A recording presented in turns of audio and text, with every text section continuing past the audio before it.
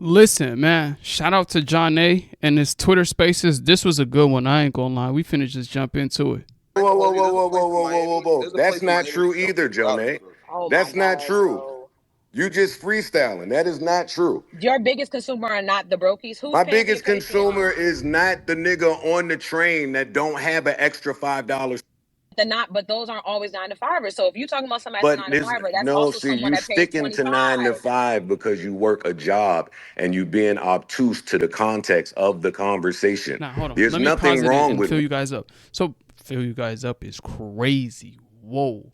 But, okay, so apparently John A. must have some kind of stature in life and is doing very well to have Joe Budden in her Twitter Spaces. And now some people might argue, well, Joe Budden has a chance to directly speak with his core audience. But then again, this man is a millionaire and doesn't have to do a damn thing. Let's get that correct, because once I get millions, you know what I mean? So the fact that he's in this room mingling for over an hour, going after narrative, every narrative they throw at him, like this John A. girl off rips, they must have a I've listened to a few like Twitter Spaces.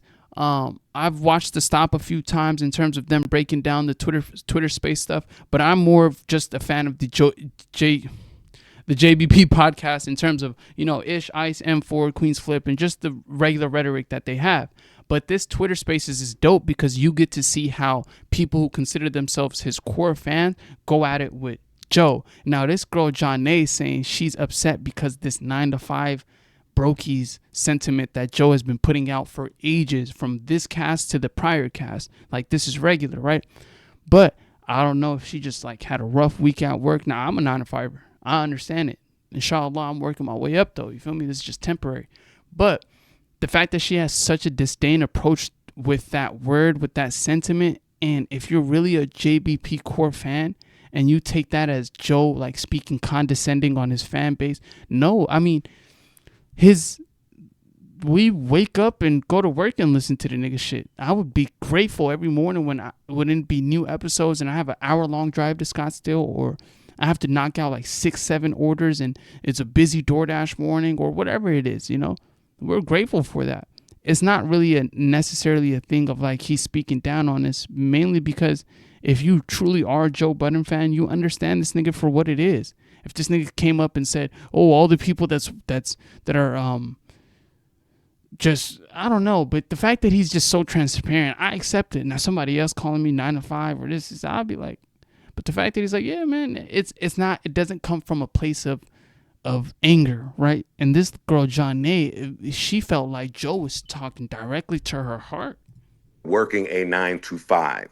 Bridge and tunnel is applicable to a certain 9 to 5. The people that are not and cannot go out from Monday through Thursday. No, I'm not partying with y'all. Feel the fuck how you want to feel. So I understand. So Okay. Bridge and tunnel was, see, I think, and then they got into it where they got to kind of explain it. But bridge and tunnel refers to like your schedule. Like for me, right?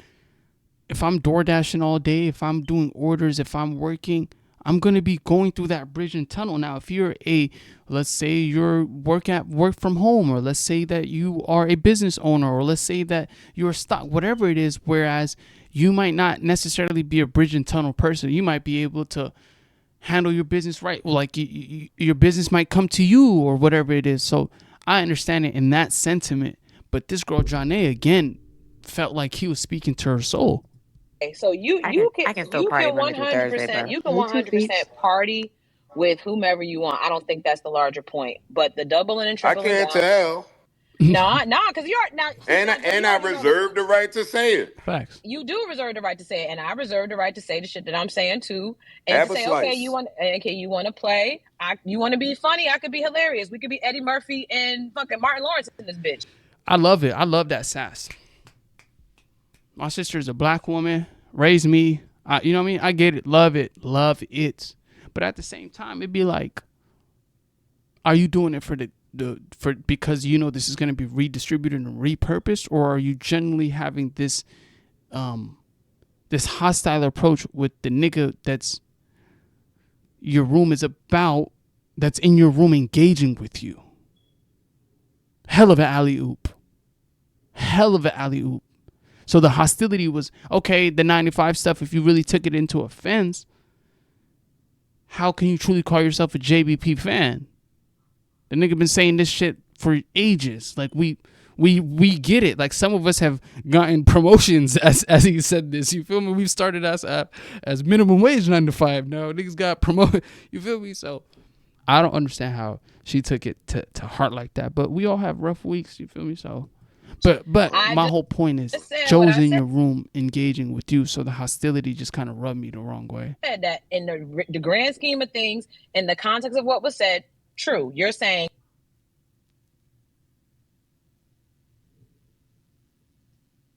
rhetoric and a narrative that can come along with saying, I don't want to be around no working class bitches.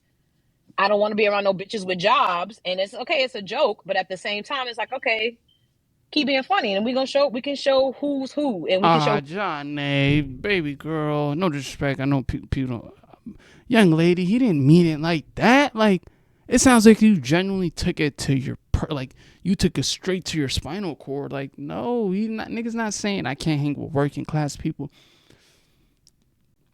It's more of like a general statement. Like, oh, I don't like that she took it like that, because it's like, nigga not even trying to be funny. The nigga's a multi-millionaire that fucking shifted this space. Not even shifted, created, trailblazed this space that we are utilizing. Podfather, they call him that for a reason. So, I get what he mean by saying not working class. I guess I wouldn't even guess. I would assume that he's referring to like people of his ilk, of his essence. The reason why we fell in love with the nigga, pause, because he's against the grain. He gonna be him and do him. You can't be you and do you working a 9 to 5. That's just logical. You get what I'm saying? And Joe, my name is Madaga. They call me MJTV.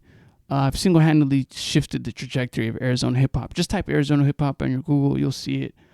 Been on Adam, been on Bullet Kev, beefing with him right now. Not really beefing, but this just making my youth aware of what's actually going on and who's actively making change. But yeah, back to John A. Yeah, like, you got Joe in here chopping it up with you, and I genuinely think you watched this back and was like, man, I probably might have took that to heart, because some other people chime in and they didn't take it as, like, they didn't internalize it as much as this young lady did. Who's being funny when it comes to the consumer? Boycott. Is all I'm saying. Go wave a white. I'm not trying to boycott you. Like, I'm not whatever boycotting the you. I'm fuck talking y'all about feel the like point. y'all need to do, go do it. Who cares? My mama. My question. You do. If you up here, I'm up here, Jonay, because I've been here for months and months and months. I'm not up here because every time something is said on a podcast, you want to personalize it. I don't care. No, like I said, I felt like she genuinely internalized that, bro. This was a general statement. If you're a Joe Budden fan, then you understand he's been saying this with the new cast, the old cast. This is a regular sentiment. As to why she internalized it and had this hostile approach with someone who her room is about and is in the room engaging with her, it's crazy to me. But what do y'all think about the situation, man? I'm MJTV signing out.